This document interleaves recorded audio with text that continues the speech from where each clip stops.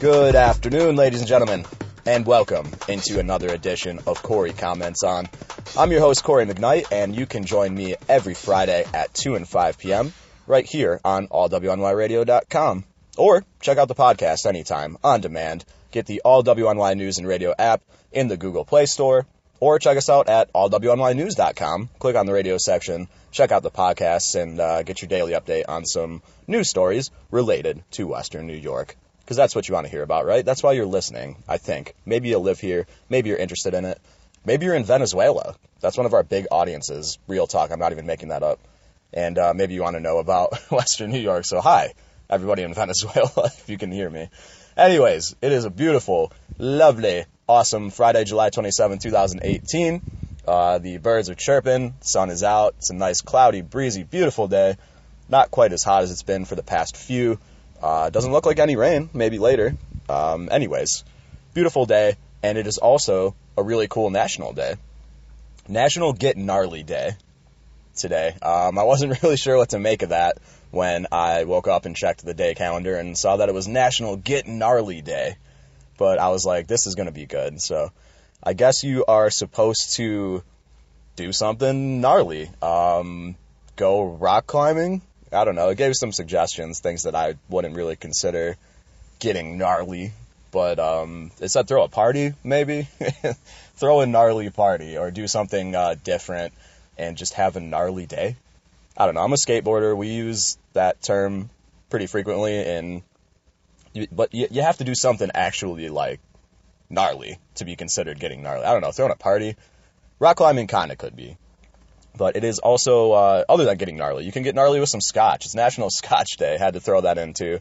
It was Tequila Day the other day. I'm not a big tequila guy, but I will probably be celebrating National Scotch Day today and get, like, a Johnny Walker Blue Label or something. Even though I'm a broke drunkard, maybe I'll scratch together money for a Johnny Walker. So, yeah, get gnarly. Drink some scotch. But what I want to focus on today is the gnarliness of Buffalo Bills training camp opening up. That is my report for the day. If you are not a Buffalo Bills fan, if you're not a football fan, if you don't care about training camp, still listen to the show anyway, because I need listeners. Don't turn it off now. Anyways, Bills training camp just opened up yesterday. I am actually going to be in attendance for the first time ever tomorrow on Saturday morning. I am going to go bright and early to St. John Fisher and check out Bills training camp in all its fucking glory, up close and personal, and it should be a really good time. I'm really looking forward to it, and I want to make it to my first actual game this year as well, regular season game. Never been to a Bills game. What is wrong with me? Anyways, training camp is the first step towards that, so I gotta reel myself in here. Like, just get to training camp first, maybe like a practice or something, then maybe I can get to a game. But in training camp, there's a few things that I'm going to be looking for. There's a few questions I have here, and I bet you have them too. If you follow the team, if you've been following the stories in the offseason, the acquisitions, the losses, the draft, all of that fun stuff. There's a lot of questions here. After our first playoff season in 17 years, Tyrod Taylor, huge part of that, no longer with the team. Now with the Cleveland Browns. Eric Wood, Richie Incognito, Cordy Glenn, other guys like that, all huge part of it. All no longer with the team. There's been a lot of roster turnover. That is probably the biggest thing on my list here for questions, concerns going into training camp. Will that roster turnover affect team chemistry? And I think there's no question. Particularly the wide receiver position is a big concern again, just like it was last year. We made do with what we had, but I think Tyrod really maybe got us away with more with his mobility on the feet. We would be in trouble, and a more pocket passer type quarterback maybe would have made a bad throw. He got us the first down with his feet. We were able to keep a drive alive here and there with that. Wide receivers weren't great, but Tyrod, I think, was able to cover up for them a little bit with his mobility. He's gone. Now it's either going to be Josh Allen, our new drafted acquisition there. Could be A.J. McCarron, or it could be Nathan Peterman. All three of them are more pocket passers, not quite as mobile. Allen's a big kid, but he can actually move pretty good. We're going to see what happens with him. We'll talk about him in a second. But McCarron and Peterman, I think, are the two more led to start, I would have to think. Allen is coming in from Wyoming, which is not a big school whatsoever or a big conference. He's got a lot to learn. Young kid, a lot of pressure on his shoulders. He's been practicing with the third team, so I don't think he's going to start the season. I think it's going to be Nathan Peterman, actually. So, yeah, we'll get to him in a second, too. But all this roster turnover, I think it is going to affect the team with certainty. All these big losses that we have, like Eric Wood in particular, man, that's going to be a humongous hole at center. But we're going to have to see what happens with that. LeSean McCoy, next question on the list. This is a guy who's never a question. It's shady. You know what you're going to get. He's amazing. The guy can cut on a fucking dime. That's his Twitter. Cut on dime, 25. But for once, he actually had issues off the field, which he really hasn't since maybe Philadelphia days when he had, button heads with Chip Kelly, their former head coach and all that. Claims of racism, things like that. That was his only real, off-the-field stuff. And now he's got some ex-girlfriend trying to ruin his life or something, tear his life down, steal from him. I don't know who to believe on TMZ, on these fucking stories, ESPN, whoever, but there's all kinds of crazy details that I never believed for a second. McCoy has denied everything the whole time. This ex-girlfriend trying to say that he was abusive and all this stuff. I don't buy it for a second. Sean McCoy is a stand-up guy, seems like a family guy.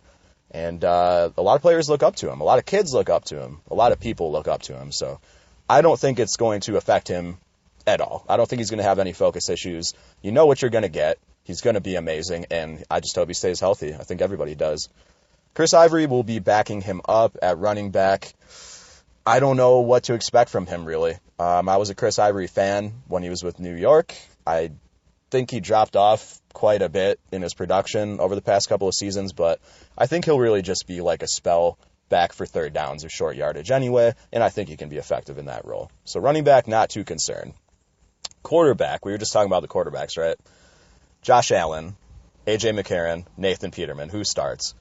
I'm giving it probably to Nathan Peterman, but the question is, can he put that 5-interception nightmare in Los Angeles behind him from last season?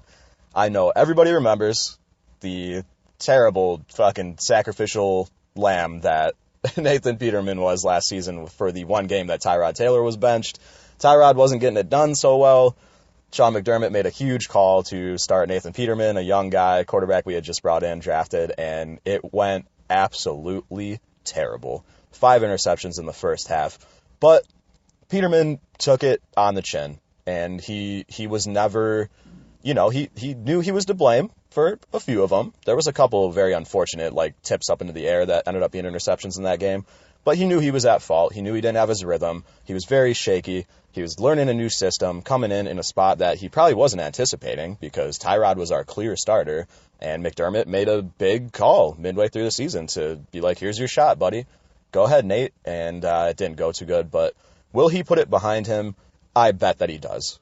I'll bet the farm that Nathan Peterman does put it behind him. And whether he starts or not, if he makes appearances, I think he's going to be very solid. I think he'll learn a lot from that because what do you learn more from than trial by fire? Go in and throw 5 interceptions in your first game. Jesus. Man, that was terrible, but, I got faith in Nate. We'll move on. Can the offensive line still protect the quarterback after losing guys like Cordy Glenn, Eric Wood, Richie Incognito? Those are big gaps to fill. It's going to be tough, and I'm going to say no to this one. I'm not confident about this one. When I went through the roster position by position, wide receiver for sure, but offensive line, not looking great. Full of holes. We're going to have to see what happens with that. But like I said, Tyrod's mobility got us out of trouble here and there because of, him being able to escape. And even if he didn't have somebody to throw to, he could get away and make a play. If he's under pressure, well, not him. Obviously, he's gone. Shed a tear for Tyrod Taylor. But if the quarterback is under pressure, no matter who it is starting this year, will they be able to make those plays with their feet like Tyrod did? No, absolutely not. If they're not protected by the offensive line, can they stand and be a pocket passer? Nope, and that's what they are.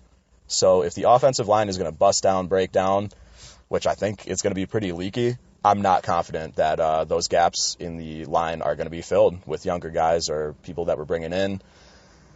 Didn't make any big signings, really, which was surprising. We did bring in Jeremy Curley at wide receiver. We just signed a new linebacker, Keenan Robinson, I believe his name is. He'll be exciting. We still have our key guys on defense. I still love the defense. Defensive line looking great. Looking forward to a huge season from Shaq Lawson. I'm looking forward to a huge season from Tre'Davious White, from Micah Hyde. I mean, I like the defense quite a bit. Tremaine Edmonds, that's going to be my guy to look for, too, as well. Watch out for Tremaine Edmonds at linebacker. But with all these questions heading into training camp, and some of them giving me a little bit of doubtfulness here, the final question is, will we make the playoffs again? I don't know really how to feel about that yet. I made a very bold prediction last year and confidently stated around this time that the Buffalo Bills will make the playoffs this year, and it actually happened. Coming into this season, let's just get some wins, boys. Big roster turnover, new guy with the keys to the car. We don't have Tyrod anymore. Wide receivers looking thin, offensive line looking thin. I think our defense will really keep us in games. I think LeSean McCoy will really keep us in games, but do we have that energy, chemistry, everything coming together with a new coach like we did last year and everything kind of moving in a positive direction like we did before? Not so much. I think this is going to be a tougher year. I don't expect the playoffs, but let's just get some wins out there, boys, shall we? Anyways, how do you feel about the Buffalo Bills? Will you be at training camp at St. John Fisher tomorrow, whenever? I'll see you if you're there tomorrow morning. I'm going to be there bright and early, like 7:30 or something like that.